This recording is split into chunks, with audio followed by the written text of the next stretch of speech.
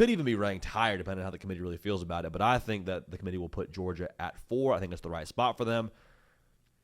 Playing their best ball when it matters most, Cato. Just continuing to just ascend our Kirby and the boys. Dogs at 4 will be what we see on tomorrow's rankings. Yeah, JD, I think from that game, the biggest takeaway for me is like Georgia excelled at all the things that Texas didn't. Like it felt like all of the small areas, the small margins, Georgia just dominated it. Fourth quarter, they were dominant. They had 21 points in the fourth quarter. 35-10 win over Texas. It featured 5 touchdowns from Gunnar Stockton, a surprise onside kick, just 1 penalty from the Dogs. How high is your trust in Georgia as a college football playoff contender? I mean, it is through the roof right now. That's why I asked this. Through the roof, dude. You nailed it. Like, the thing with Georgia that's interesting, I think we all forget, it's a lot of first and second year players. Like 80% of this group is first and second year players. So going back to the point that you made, which I think is a great one, Texas wasn't really ready for the moment. Georgia clearly was. But it wasn't like Georgia has a bunch of dudes on that roster that have like started in SEC title games and played for national championships. Like, there's a lot of pups out there, dude.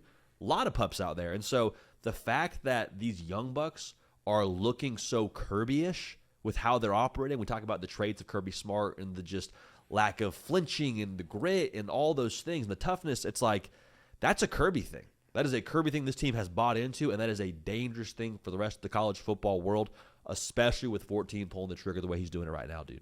Yeah, it's weird. Like, normally, any situation you have to bet, it's hard to bet against Kirby. It's even harder to bet against Kirby historically when he's getting 22 guys drafted, like the team's oozing with talent.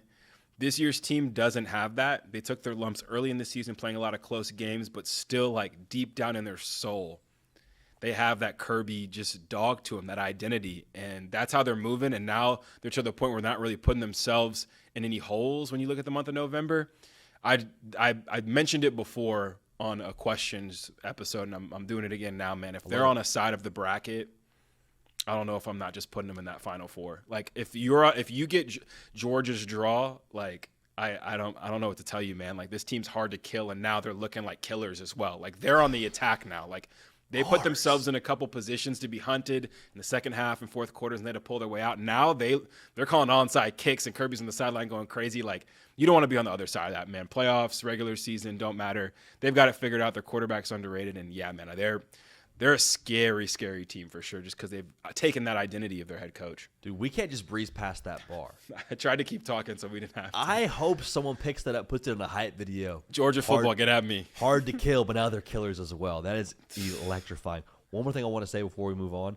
Georgia, this year compared to last year, how many times, Ken, did we come in here on a Sunday morning after Georgia looked lackluster, or dare I say lost the game, and we're like, yeah, they kind of beat themselves in some areas. Like, go back to the game they lost in the college football playoff to Notre Dame. Yeah. We're drawing a personal foul penalty for a walk-on on the sideline, running into the ref, and it's like, what are we doing here? We lead the country in drops. We can't run the football. We're undisciplined with the turnovers of the quarterback. Like, there was just so much where you're like, Georgia's not really helping Georgia right now.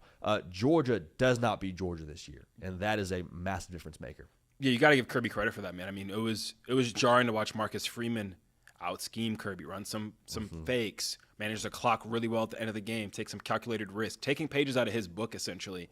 Seems like they've leaned into that, double down to it this season, and, man, they're into form, man. Gunnar Stockton, is a foxhole guy, like, undoubtedly. Like, that's who you want to lead you into battle. After the game, they're asking a bunch of questions. He's, like, just chilling. Like, he's trying to be as boring as possible. He's like, oh, it's the team. Like, they're about their business over there, man. And, yeah, like I said before, scary team. One of the last teams I think you'd want to draw in the playoff for sure. And we'll see how they finish this thing, man. They're still not out of the SEC title hunt, technically. There's a lot of dominoes that still need to fall in these last 2 weeks. Yeah, I don't envy anyone who has to work out the tiebreakers with how that whole thing is going to work out in the SEC or any conference for that matter.